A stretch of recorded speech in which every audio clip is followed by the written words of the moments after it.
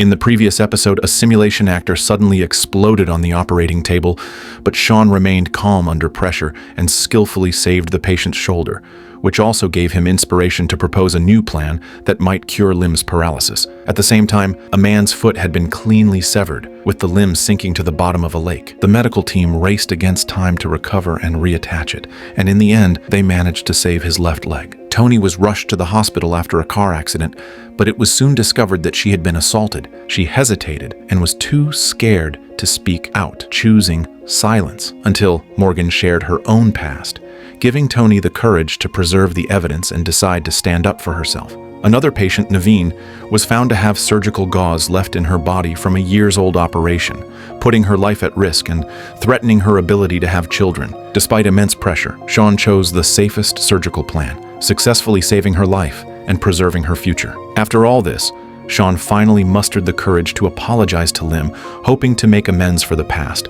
and the mentor and student repaired their bond. Since the attack by a murderer, Lim had been unable to stand, yet she insisted on remaining a surgeon. But how could she perform surgeries if she couldn't stand? Marcus advised her to take a desk job, but Lim stubbornly insisted she could still do it. So she got herself a high-tech wheelchair that could lift her up to the operating table. Soon, Lim faced her first surgery since becoming disabled.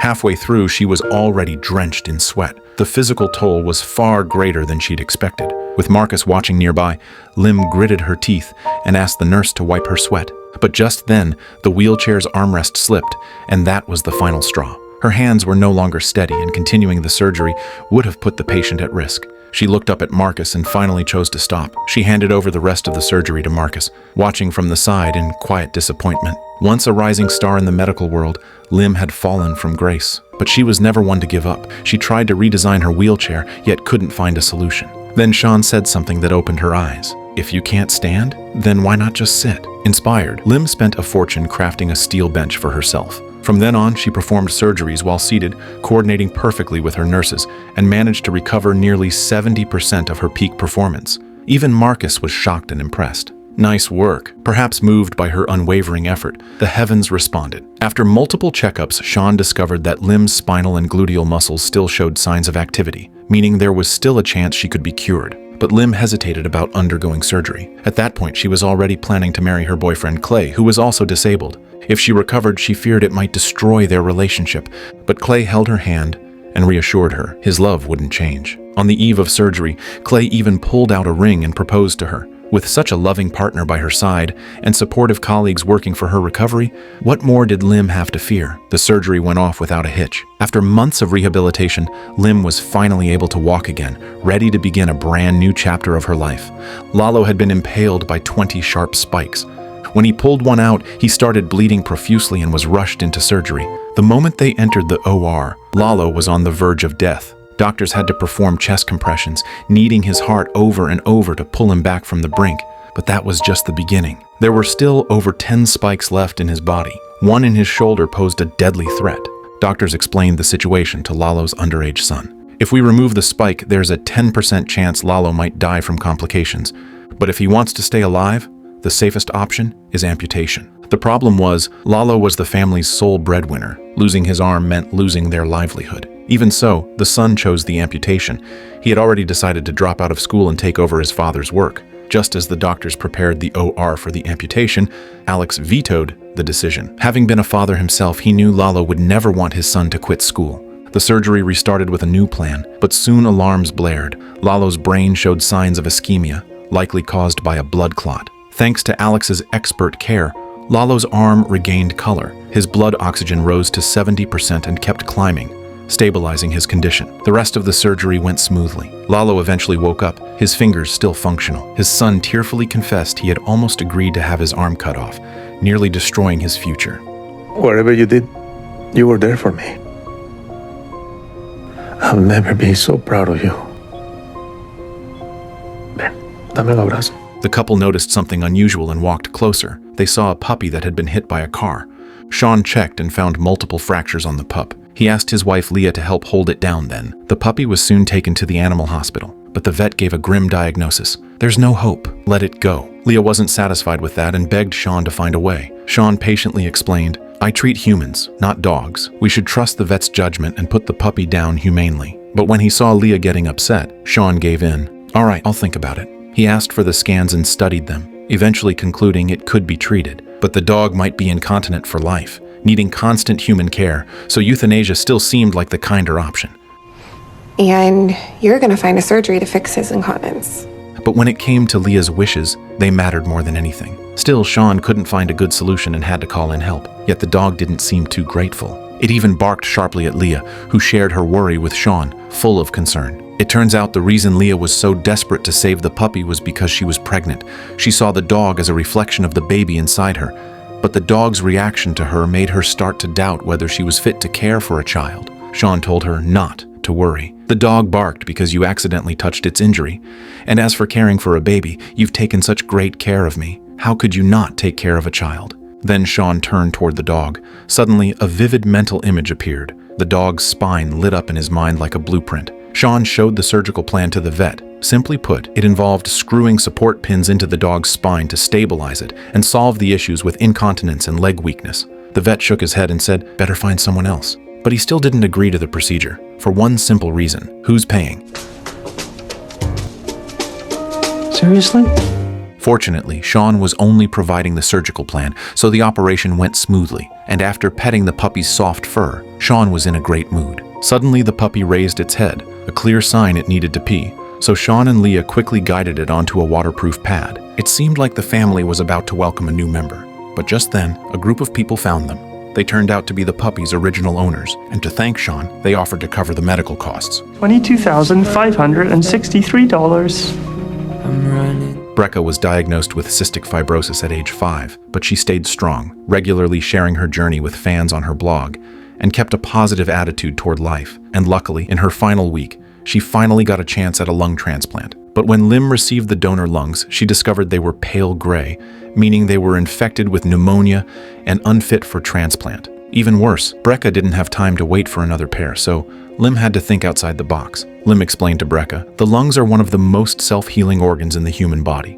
So if we trick the lungs into thinking they're still inside a living body, and they heal, we'll be able to transplant them into you immediately." After hearing that, Brea regained her confidence. The healing process began, and the next 6 hours would be critical. But things didn't go as hoped. When Jordan checked the oxygenation levels, the numbers didn't meet the standard, meaning the chance of these lungs healing was close to 1 in 10,000. With a heavy heart, Lim had to deliver the bad news during Brea's live stream. At that moment, Brea had almost given up in despair, but Lim still had no intention of quitting.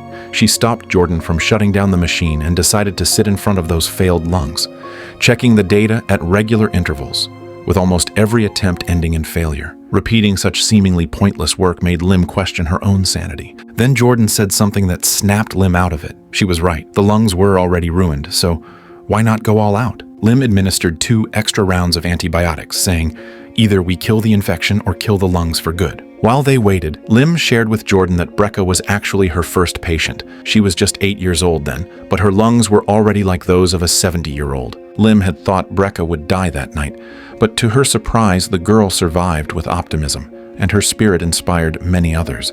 Now, even in the face of death, Brea asked her mom to start the live stream and share her condition with her fans. She had planned to leave quietly, gently entering that good night, but then realized she had to thank those who had helped her mother who gave her life, and the doctors who fought for her. Just then, Brea's breathing suddenly stopped.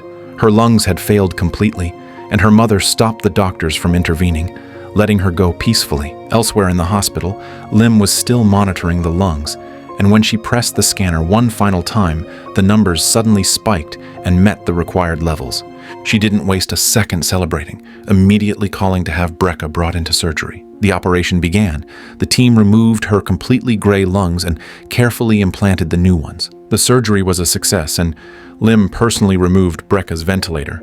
And for the first time in over a decade, Brea finally experienced the joy of taking a deep breath, filling everyone around her with overwhelming happiness. Young Ricky had a long nail stuck in his foot, and they thought a tetanus shot would fix it, but his parents didn't trust Asher and Daniel, so they asked Shaun for a second opinion. Sure enough, after the shot, Ricky's temperature shot up to 39 degrees, and Shaun immediately sensed something was wrong and had Asher and Daniel rush him for testing. Soon, Shaun reviewed the scan and found there was no abscess in Ricky's foot, which meant the fever wasn't caused by the wound. But just then, They heard Ricky scream in pain, and Shaun rushed in to find Ricky vomiting. He quickly lifted Ricky's shirt and found small lumps on his back caused by tick bites. Shaun told the parents, ticks are parasites and may have already invaded Ricky's brain, which would explain the fever and vomiting. Now we need to analyze his spinal fluid to be sure. As soon as Shaun finished speaking, Ricky's parents started arguing. It turned out Ricky was bitten because his mother took him camping, despite the risks. While Ricky was undergoing the spinal tap, Shaun couldn't help but worry about his own future with Leah. But before he could think too much, Ricky had another episode. His spinal fluid suddenly shot out, and Shaun immediately realized it wasn't just a tick infection, but a rare case of brain swelling caused by a brain-eating amoeba. Victor couldn't understand where the brain-eating amoeba had come from. So Shaun explained, if the nose comes into contact with dirty water, there's a chance of contracting this rare infection. Victor suddenly said, that morning when we were camping, I washed his face with river water. But worse news was still coming. Ricky's intracranial pressure had spiked above 40, meaning the swelling in his brain had gotten worse, and they had to perform an emergency craniotomy. As the operation began, Shaun opened Ricky's skull, and as soon as he cut through the dura mater, the brain bulged outward. The EEG readings were a mess, and if a seizure occurred, Ricky could die on the spot. At this point, Shaun had only one option, to remove part of Ricky's cerebral cortex to stop the seizure from killing him. But doing so would likely take away Ricky's ability to speak and his memories. Shaun explained everything to the family. Shelley couldn't accept it at all, but Victor chose to go ahead. Victor entrusted his child's life to Shaun, and only then did Shaun notice that this bickering couple was quietly linking their pinkies together, comforting one another. The surgery ended soon after, and everyone waited anxiously in Ricky's room. Then Ricky began to stir. Shaun lifted the oxygen mask and asked if he remembered anything, but Ricky said nothing, as if everything had been lost. He tilted his head slightly and looked at his parents holding hands. In the hospital. I'm Ricky Pavlovich. By some miracle, Ricky had not lost his speech or memory. What Ricky's family had gone through deeply moved Shaun, and he went to find Leah, wanting to talk about it, realizing that they too had very different habits just like that couple. I thought love would be enough, but now I understand. Everything changes the moment we have a child. So, their little family sat together under the starry sky and had their first real heart-to-heart conversation. What a family truly needs is the ability to embrace differing opinions, not ignore or attack them, and we can only hope Shaun's child grows up in a home filled with love. Little Nathan had only bumped his head, but the doctor told him he was dying. Alex asked Nathan to clap his hands, but only one moved while the other stayed completely still, and from that, he concluded Nathan had suffered a stroke, so they rushed him into surgery. But Shaun took one look and disagreed. Nathan wasn't having a stroke. He had something even rarer, central nervous system vasculitis. They explained the situation to the family. To treat Nathan, he'd need chemotherapy. Nathan's mother Linda was upset right away, because her own mother had died after chemo, and she still remembered the image of her mom bald and covered in mouth sores. But without chemo, Nathan would continue to suffer brain hemorrhages and eventually die in his hospital bed. Unable to decide, Linda called Nathan's father Rick for help. But Rick was away on a work trip and had no time for his son. Knowing Rick was a firefighter, Linda didn't want to take him away from saving lives, so she made the decision herself and agreed to the chemo. However, an unexpected twist followed. After the first round of chemo, Shaun discovered Nathan didn't have vasculitis at all, but an even rarer condition called moyamoya disease. Simply put, the brain wasn't getting enough blood, so it naturally created tiny collateral vessels. But those are fragile and prone to rupture, causing hemorrhages, and the only way to fix it is with brain surgery, meaning the chemo had been pointless. On the video call, Rick was panicking, but all Nathan wanted was to know when his dad would arrive. Rick looked troubled and admitted he wouldn't make it anytime soon. His job clearly still came first. To prepare for the brain surgery, Shaun and Alex used VR to simulate the procedure, and during the session, Alex pointed out something about Shaun's approach. When you're dealing with a kid, you don't always have to tell the whole truth. While they talked, they identified the best entry point for the surgery, and everything was set to begin. Just then, Alex got a call from Rick, who said he was finally on his way to the hospital and hoped to see Nathan before the surgery. Unfortunately, the anesthesia had already been administered. Once the surgery began, the doctors realized Nathan's blood vessels were more complex than expected, and a single procedure wouldn't be enough to fix everything. Just as they were about to close up, Alex remembered his earlier promise and asked Shaun if there was another way.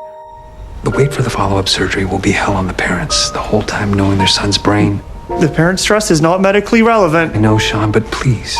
Shaun finally empathized. An image of Nathan's cerebral vessels flashed through his mind, and like a mental supercomputer, he quickly found a solution. A few hundred tiny vessels? No problem. We can handle this safely now. The surgery went smoothly, and Alex brought the good news to Nathan's waiting parents, who broke down in tears of relief. When Nathan woke up, Alex asked him to try the hand clap test again. Thankfully, this time, both hands moved. Shaun then handed Nathan his stuffed animal, which had bandages wrapped around its head too. Did you give it brain surgery too? No, I just wrapped its head so you'd feel a little better. It does help, Nathan replied.